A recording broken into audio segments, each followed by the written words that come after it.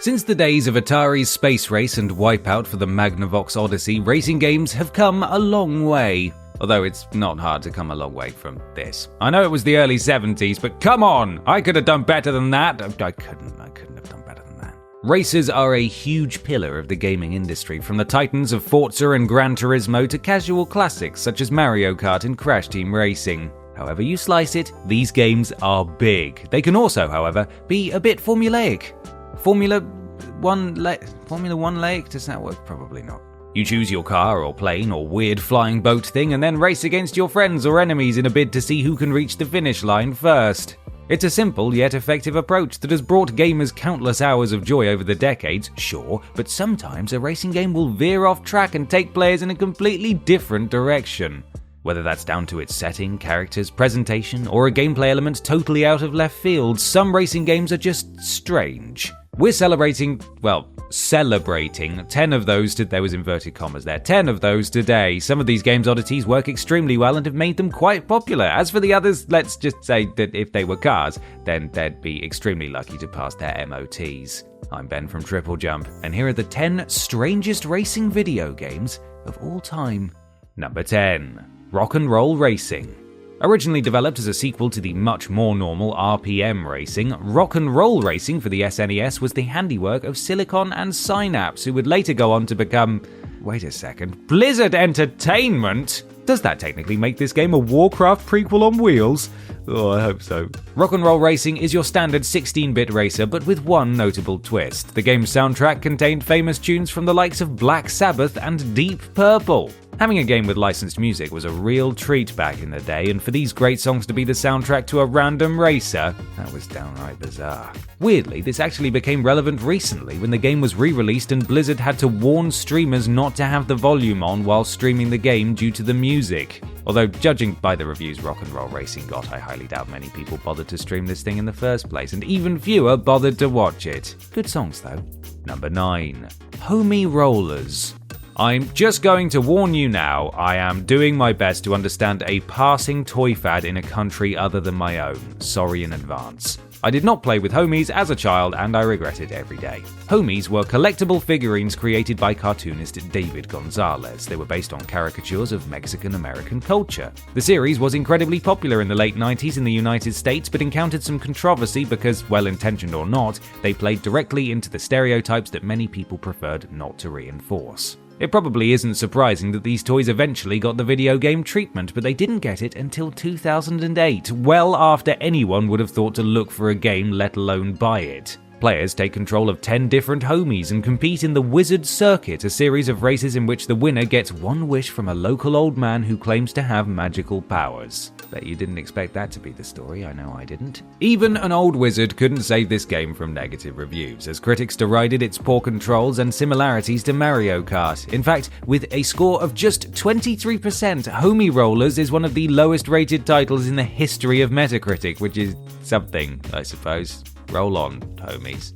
Number 8. My Summer Car.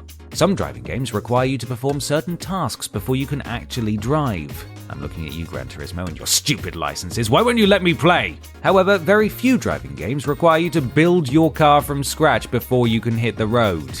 Enter My Summer Car, a Finnish game released on Steam's Early Access in 2016. The game puts you in the shoes of an 18-year-old boy who wants to restore and upgrade his family car in order to have his own hot guy summer. Actually, this game is set in Finland, so it would be more like a slightly less chilly guy summer. My Summer Car is incredibly detailed, with players not only having to correctly assemble their car with no instruction, but they must also eat, drink, sleep, and go to the toilet. I apologize, Gran Turismo. At least you didn't make me pee. If that weren't weird enough, you also need to earn money for new parts by running errands, such as driving tractors, picking up litter, and emptying septic tanks. Honestly, this game is obsessed with the toilet. A unique take on the driving format, My Summer Car will certainly be an interesting play if it ever gets fully released. Number 7. Race with Ryan.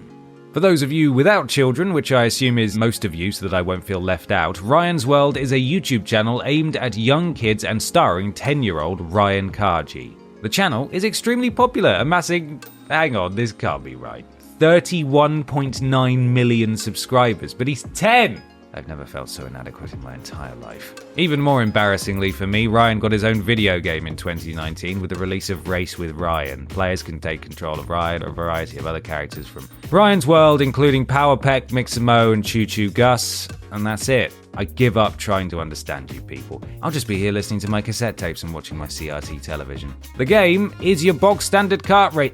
31.9 million. A kart racer with the appeal coming solely in the license. But it is worth reiterating that said license is a hugely popular YouTuber I've never heard of and can't hope to understand. I may as well go and check into the old folks' home now. Anyone for bingo? Bingo? Number 6. Eminem's Kart Racing. Sadly, not a game about Slim Shady driving to pick up some of his mom's spaghetti. Eminem's Kart Racing for the Nintendo Wii is somehow far worse than that. It is the 5th, that's number 5 game in a series based on the anthropomorphic Sweet Treats, and it puts all of your favourite M&Ms behind the wheel of their very own karts. Marvel at the huge depth of characters in this game, including Red Sweetie Man, Blue Crunchy Boy, Sexy Green Lady, Terrified Orange, and SpongeBob SquarePants. Is there any difference between the characters apart from their colours? You bet your bottom, there's not. The strangeness doesn't stop at driving chocolates. The game has no items or power-ups, which is basically unheard of in a Mario Kart clone. And then there's this infamous line of dialogue in which a particularly speedy M&M shouts about approaching the sound barrier, which I hate for too many reasons to fit into a simple list with 10 entries. Approaching sound barrier! A bizarre game with few to no redeeming features, M&M's Kart Racing is a title aimed at nobody, which is precisely who bought the game, so I suppose the developers hit their targets. Also, when you start a race, it just says "Get ready" instead of "Gentlemen, start your engines." M as in M, the letter M for M&M. Unforgivable. Number 5. 96 Flag Rally. There's very little information available on this game unless you happen to speak Korean. You don't happen to speak Korean, do you? Thought not. Was worth an ask, though. 96 Flag Rally's gameplay is more similar to Pac-Man than any other driving games, as players must maneuver a Formula 1-style car around a cityscape whilst avoiding crashing into various tanks that are there for some reason. We're also not sure where this city is, as the buildings are a mixture of skyscrapers, medieval huts, and coliseums. Now, admittedly, I've never been to South Korea, but I'm fairly certain coliseums are a distinctly Italian landmark, or, wherever the Romans ended up. That's not even the weirdest part of this game. That comes when you crash your car one too many times and are greeted by a scary anime girl popping into existence just to chastise you. Dear God, she's staring into my soul. Anime girls crop up throughout this game, actually, and I won't even pretend to understand why. In fact, if it's Korean, is it anime? I don't know. I just wish they'd tell me what they want so I can get them to leave me alone. 96 Flag Rally proves that South Korea knows how to make a wacky racing game, but what about their neighbours to the north? Yeah? Stick around to find out. Seriously. Number 4. Drive Girls. PS Vita title Drive Girls feels a lot like Flag Rally 96's older brother, or perhaps sister, as this game also uses anime women as its main selling point. Drive Girls is set in a fictional world in which mechanical insects have conquered society. I, for one, welcome our new insect overlords, but the titular Drive Girls rise up to bash the bug bots into submission. Why are they called Drive Girls, I hear you ask? That's simple, because they can transform into souped-up supercars at a moment's notice. Wait, no, that's not simple at all. That's the least simple response possible to any of this. Players can choose from one of 5 Drive Girls to commit mass insecticide through combat that is described as combining action and driving into a hack-and-slash bonanza. Hopping between melee and vehicular combat is a genuinely fun idea, and with options to upgrade your Drive Girl throughout the game and a story to follow, the experience is actually quite deep. It's just, was the anime thing really necessary? We all know what you're trying to do to us, Drive Girls, and we don't appreciate it. Number 3. The Next Penelope Race to Odysseus. Heralded as half top-down racer, half shoot-'em-up, the Next Penelope Race to Odysseus looks like the person who designed F-Zero drank 20 energy drinks before staring through a kaleidoscope for a week straight. If the futuristic setting and psychedelic colours aren't enough for you, this game also contains a bit of classical literature, as it's based on the Odyssey by Homer. Not that one. No! In this telling, players take control of Penelope. No, not that one. The wife of the hero Odysseus in the original text. In this version, Penelope pilots her trusty spaceship across the galaxy in search of her lost husband. Wow, if the original Odyssey had been this rad, I'd have paid more attention in school. It's a unique idea, wonderfully executed. The next Penelope is a modern sci-fi racing adventure with a little bit of ancient history thrown in for good measure, and the combination works better than we would have expected. Although if you're studying the Odyssey for an exam, I'd recommend that you read it instead of playing this game. Sorry, I'm only trying to help. Number 2. Pyongyang Racer.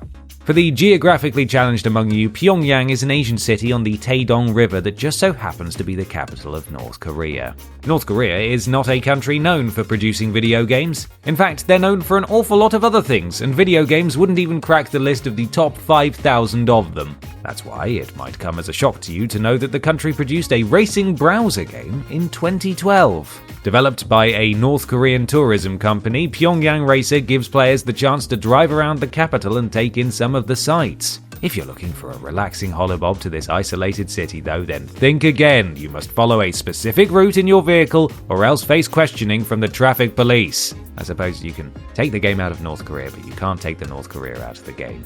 To call this game a racer is a bit of a stretch, as most of the driving is done under very controlled circumstances, but the fact that it takes place in such an unexpected setting, and because its sole purpose is to inspire tourism to that setting, means that it had to be included on our list. Plus, it has the word racer in the title, so there.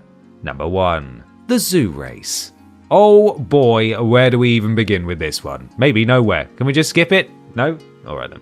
In the events of the online game The Zoo Race, Noah and his ark full of animals survived the Great Flood and celebrated by having a little race. A little race that involves blasting unsuspecting animals out of cannons and firing missiles at them. These fiendish courses were within the universe of The Zoo Race, built by Noah and his sons, and all of this must have left the animals wondering if they would have been better off drowning in the flood. Said animals include a rhino, a pig wearing a top hat, and a cougar named Cain. You know, just like in the Bible. Very little information about The Zoo Race exists online, and we can assure you that this is a good thing. The graphics are outdated even for 2007, the narration is unintentionally hilarious, and the whole thing feels less like a Bible story than it does a fever dream. The game does have somewhat of a cult following today, despite being more BS than BCE, with many players placing it firmly in the so bad it's good category. Regardless of its quality, The Zoo Race is easily one of the strangest video games of all time, racing or otherwise.